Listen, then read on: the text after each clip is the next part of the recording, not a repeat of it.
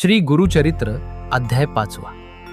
पीठापूर या पवित्र भूमीत आपळराज नावाचा अपस्तंभ शाखेचा एक ब्राह्मण राहत होता. त्याची पत्नी सुमती धर्मशील, पतिव्रता आणि विष्णुभक्त होती. एकदा अमावस्येच्या दिवशी पितृश्राद्धाचा पवित्र सोहळा सुरू होता. ब्राह्मण भोजन होण्याआधीच दत्तात्रेय महाप्रभू अतिथी रूपाने तिच्या दारी आले.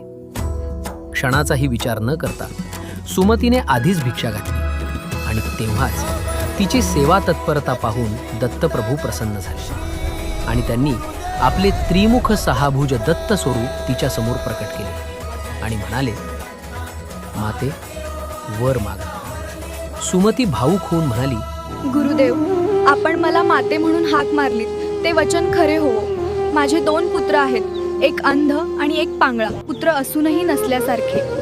मला तुमच्यासारखा महाज्ञानी, जगत